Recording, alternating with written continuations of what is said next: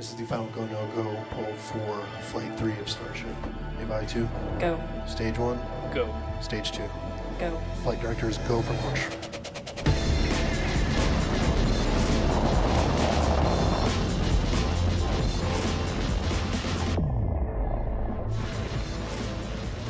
Hello and welcome to the Terran Space Academy, where we help prepare you for a bright future in the space industry. Please don't forget to let us know what you like, stay connected, and help us out on Patreon. We appreciate you. Fast point-to-point Earth transport, or space planes capable of reaching orbit, will require materials that can survive hypersonic flight. Supersonic is flight faster than the speed of sound in atmosphere, or Mach 1. This value varies with altitude, but at sea level in standard conditions, it's about 761 miles per hour, which is 1,225 kilometers per hour, or 343 meters per second. Bullets fired from guns in the 1800s could reach this velocity. The first was probably the French 8mm Lebel cartridge in 1886, followed by the British .303 not long after, and the American .30-06 by 1906. The first large human-made structure to exceed Mach 1 was Germany's V-2 rocket made during World War II, and used to drop warheads on Britain and other Allied targets. But it did not reach hypersonic velocities. Hypersonic means a velocity over Mach 5 in atmosphere. This would be 3,805 miles per hour, 6,125 kilometers per hour, or 1,715 meters per second. The first hypersonic human-made device was the Soviet R-7 Semyorka ICBM, first launched in 1957 and meant to carry nuclear bombs. On re-entry, the warhead reached about 3,836 miles per hour, or 6.174 kilometers per hour, just over Mach 5. This rocket was used to place Sputnik into orbit and later put the first man, Yuri Gagarin, into space in 1961. But the first manned hypersonic flight took place also in 1961, when Robert White reached Mach 6.04. That record was later beaten by Pete Knight, who reached Mach 6.72 in 1967. No known powered flight has ever exceeded this record, though all orbital vehicles go faster in space. Indeed, the space shuttle re-entered the atmosphere at about Mach 25, but it could not have sustained those velocities in the lower atmosphere, because it would have quickly overheated. Accelerating to this speed in the air requires the engine to push against drag, and drag increases with the square of the velocity. So twice as fast means 4 times the drag, which means you need 4 times the power. Very quickly, an engine reaches the limits of its thrust. For the J-58-powered SR-71, this was about Mach 3.3. The X-15 could beat this decades before, but it was rocket-powered and only had a limited flight time. It used the XLR-99 anhydrous ammonia and liquid oxygen engine. The turbopump was powered by hydrogen peroxide. Air-breathing jet engines are much more efficient, but the compressors cannot function above certain speeds. They just can't spin fast enough to move enough air. Above Mach 1, they become much less efficient, and most can't exceed Mach 2.5.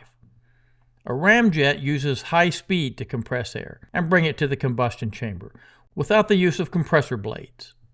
Ramjets are efficient from Mach 2 to about Mach 4, and the J-58 engine for the SR-71 was sort of a hybrid jet-ramjet engine. But even ramjets have to slow the air down before they go into the combustion chamber, creating too much heat and friction to go above Mach 4. And that's where scramjets come into play. Scramjet stands for Supersonic Combustion Ramjet. These engines can't function at slow speeds, but can work without a bladed compressor or slowing the air down at high speeds, using the geometry of the engine to compress the air, without obstructing its flow like a ramjet does. Here you see the Scramjet engine designed for the Hermeus hypersonic plane. One of the hardest things about a scramjet is keeping combustion going. Flying above Mach 4 generates a lot of air friction and heat on the aircraft. The X-15 that flew to Mach 6 was made of titanium and Inconel X. Inconel or Inconel is an alloy of nickel and chromium that is refractory to very high temperatures. The ammonia fuel was also used to help cool the skin of the X-15. This is called regenerative cooling and is how rocket engines keep from melting today. Many companies are working on hypersonic flight, but only a few hope to use spaceplanes to get into orbit. One of these companies is from Australia and is called Hypersonix Launch Systems. Hypersonix is a company formed by the University of Queensland, the engineering consultancy BMT-WBM, and the UAV company Australian Droid and Robot. The U.S. Department of Defense has selected Hypersonix Launch Systems to develop a high-speed aircraft that can test hypersonic technologies. The aircraft design will support a Defense Innovation Unit program called Hypersonic and High Cadence Airborne Testing Capabilities, or HICAT. This program pushes technology from non-traditional companies to military users, in partnership with the Defense Department Test Resources Management. According to the program manager, the HICAT project represents a paradigm shift in viewing the hypersonic realm as a place for aircraft, not just missiles and weapons. There are about 70 active programs developing aircraft and weapons that can travel at hypersonic speeds under this program. These have been limited to only a few trials each year, but the Pentagon plans to increase that cadence and eventually fly at least one test vehicle per week. The aircraft for this purpose, developed by Hypersonix, is called DART-AE.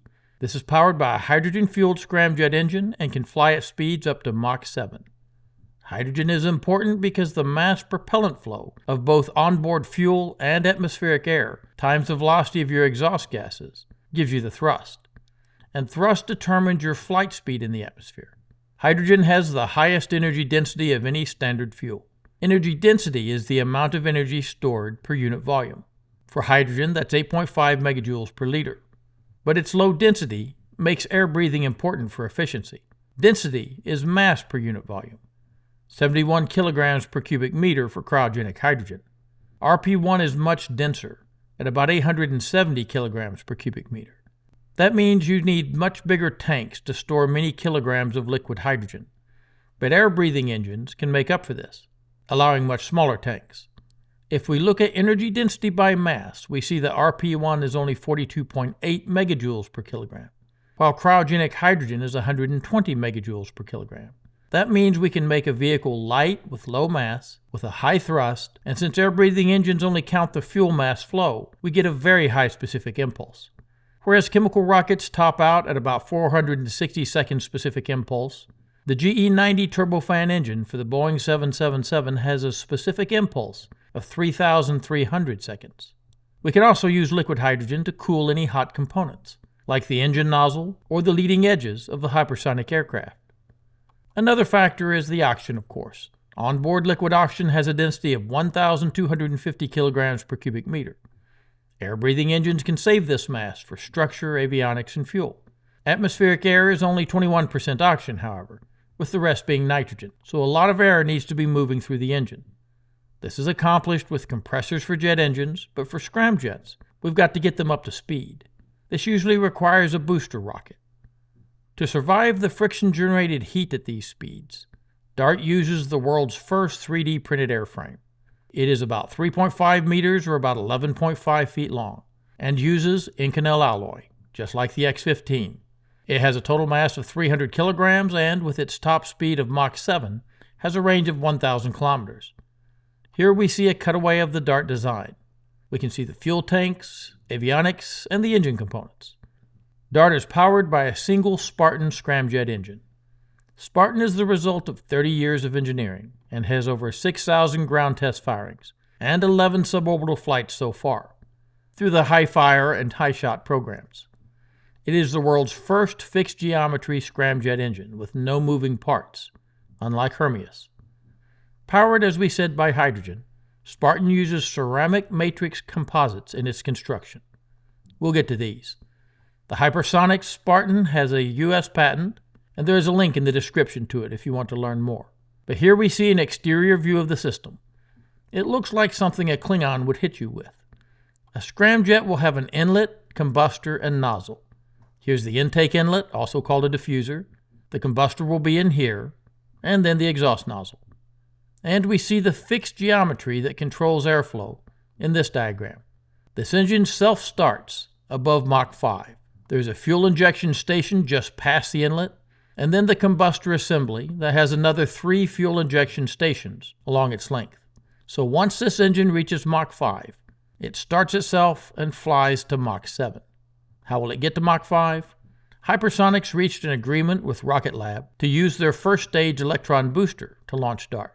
Rocket Lab has been covered in many lessons, but in short, the Electron rocket uses a composite fiber structure with an RP-1 fueled first stage, powered by 9 electropump-fed Rutherford rocket engines, to get up to 300 kilograms to low Earth orbit. The Zeus rocket system by Kratos Defense and Security Solutions out of San Diego, California, can also be used as a booster for Spartan. Most rocket companies use aluminum alloys, discussed in this lesson, like SpaceX on the Falcon 9.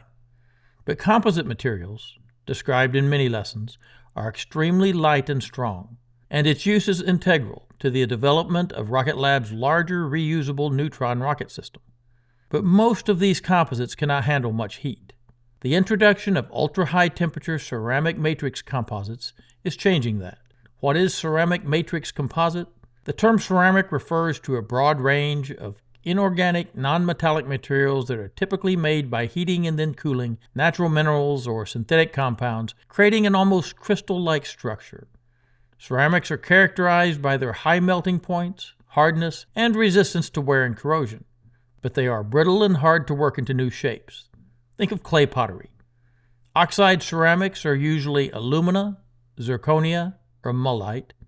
These have great high temperature stability and corrosion resistance, but suffer poor mechanical properties, being subject to creep, fatigue, fracture, and spalling. Non-oxide ceramics like nitrides, carbides, and borides can have high strength and creep resistance even at high temperatures. Hafnium carbide is used in nuclear reactors and is seen in the nozzle of many rocket engines, including the SpaceX Raptor on Starship. Ceramics are formed into desired shapes by various techniques, such as molding, extrusion, or now 3D printing, and then hardened by firing at high temperatures. Because ceramics are brittle, engineers thought of combining them with strong fibers, like putting hemp or other strong fibers in clay bricks. This was done by almost all the first civilizations on Earth thousands of years ago, and increases the strength and durability of the structure. Engineers decided to try this on Aerospace Ceramics, and developed the concept of ceramic matrix composites. Reinforcing a brittle matrix material with fibers enhances its mechanical properties, particularly its strength and resistance to cracking. Let's take a look at how the CMC process works. It all starts here with polysilane powder. By melting this powder, we're able to spin, cure, and heat treat it into a high-strength, corrosion-resistant, low-density silicon carbide fiber. Each one only 1/5 the diameter of a human hair. The finished strands then have 4 proprietary coatings applied, coatings that enhance the fiber, that build its height, strength, and creep resistance. Next, the treated fiber is passed through a slurry of solvents, binders, and plasticizers, and spooled around a wet drum, transforming these fibers into a workable tape, large sheets of unidirectional fiber. When finished, it's on to the next phase of production. Tape is fed into a computerized machine that precisely cuts it into the sizes and shapes needed for the specific part being produced. When done, cutout plies are stacked to the desired thickness on a form or tool. The plies are oriented to use the high fiber strength properties for each layer across the thickness of the part, often alternating fiber direction through the thickness. Once all the plies are in place, the tool is put in an autoclave where low heat and high pressure transitions the layered plies into a molded part. The part then goes through a burnout process to convert all remaining organic material to carbon. The open pores created by the burnout process are melt infiltrated with silicon to add density and complete the conversion to a SiC fiber and matrix part, capable of withstanding 2,400 degrees. Still, there's more to be done. Before CMC components can be put into service, additional work is needed to assure fit and quality. Since silicon carbide CMC is one of the hardest materials on Earth, GE uses industrial diamond drills and discs to machine and shape parts for final installation. Like all of GE's engine components, each part gets a rigorous multi-point inspection and image analysis to guarantee the physical geometrical characteristics and provide a supplemental level of precision. Finally, the integrity of the complete structure is assessed by CT scan, where any defects are discovered. From there, these parts are coated with a thermal and environmental protective. Only when all these tasks are complete, over 50 separate steps in all, is a CMC part ready for service.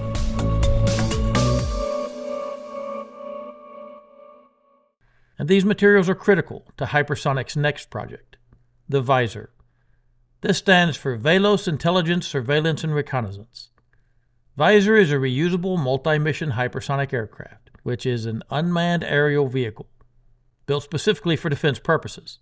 It will be rocket-launched, then it will accelerate from Mach 5 to Mach 10 and perhaps even Mach 12, returning to land on a conventional runway. This will provide a deployable testbed for intelligence, surveillance, and reconnaissance missions using hypersonic flight.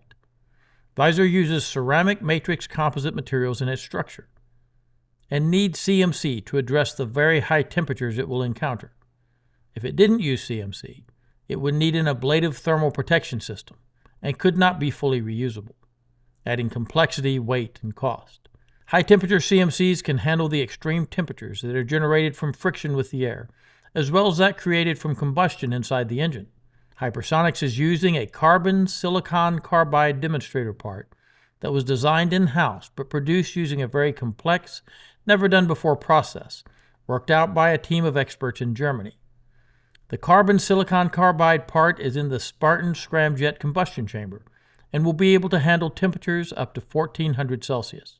If you were to cut open a part, a ceramic matrix composite part, you would see in there, at great magnification, a very, very thin silicon carbide fibers embedded in a matrix of silicon carbide. Those fibers are thinner than a human hair, by about a factor of 5. Around that fiber is a very highly proprietary coating, and that's really the key to why this material can be applied in this kind of a context. It's tough, like a metal, not brittle, like a ceramic. The end result is an ultra-lightweight and super heat-resistant material, the perfect 1-2 punch for a multitude of industrial applications. Carbon silicon carbide was chosen as a more basic and well-understood HTCMC to start with, but eventually, Hypersonics will need much higher temperature materials for the engine and structure itself, because it plans to build the Delta Velos. Delta Velos is a 3-stage reusable spaceplane meant to take small satellites to low Earth orbit. For this purpose, they will need to go much faster before launching the 3rd stage into orbit. The space shuttle came back from orbit at Mach 25. At this velocity, plasma will form, which brings an entirely new set of problems. The Delta Velos won't go quite this fast. So just like first-stage boosters and suborbital flights, it can avoid the plasma problem. High-temperature ceramic matrix composites that utilize carbon fiber reinforced silicon carbide are designed for these high-temperature applications. These composites combine the beneficial properties of carbon fibers and silicon carbide, resulting in materials that can withstand temperatures well over 1,600 Celsius and still provide high strength and durability. CMCs exhibit excellent thermal shock resistance also, due to the ability of the fibers to inhibit crack propagation and absorb energy. This property is critical for components that undergo rapid temperature changes. They also maintain a low density compared to other materials. Let's look at how UHT CMCs are usually made. The first process is called chemical vapor infiltration, or CVI. This process involves infiltrating the porous preform with a gas that deposits the ceramic matrix material through chemical reactions. CVI is commonly used for producing silicon carbide composites. There's also liquid phase infiltration, or LPI, which involves a liquid precursor that is infiltrated into the fiber preform, which is then heated to form the ceramic matrix. This technique is often used for alumina-based composites. Next is polymer impregnation and pyrolysis, or PIP. This technique involves impregnating the fiber preform with a polymer that converts to a ceramic upon pyrolysis, or being burned. PIP is suitable for producing complex-shaped CMC components. which are commonly used in turbine blades, heat shields, and some thermal protection systems.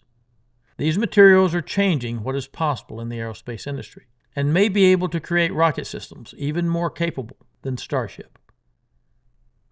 Hypersonics is actively working on this 3-stage space plane, which is expected to have a total mass of around 26 metric tons and will be about 24 meters tall. The booster rocket will get the system up to Mach 5, where the Scramjet will take over. The booster will then fly back to land, and the Spartan Scramjet will take the hypersonic plane up to between Mach 10 and 12. This is enough horizontal velocity for a small third-stage rocket to take a 150-kilogram satellite into orbit and then circularize that orbit. Very low Earth orbit satellites can only stay up for about 3 to 5 years before they need to be replaced, and low orbits are important to reduce latency. The replacement of these satellites will be a multi-billion-dollar market that Hypersonic hopes to capitalize on. Now that we've covered ultra-high-temperature ceramic matrix composites, what is on the horizon for heat-resistant metal alloys? GRX 810 is an advanced high-temperature superalloy developed by NASA. It has been discussed before, but it was just released for licensing. GRX 810 is a nickel-cobalt-chromium-based alloy which includes several other elements to enhance its properties. Nickel is the primary base metal. Cobalt is added to provide high-temperature strength and corrosion resistance. Chromium is added to enhance oxidation resistance. Oxide dispersion strengthening is provided by the incorporation of nanoscale yttrium oxide particles throughout the alloy, enhancing its mechanical properties and durability. And then rhenium, aluminum, titanium, niobium, tungsten, and trace amounts of zirconium, carbon, and boron are added to enhance the properties of the alloy. Able to withstand temperatures up to 1,100 Celsius for extended periods of time.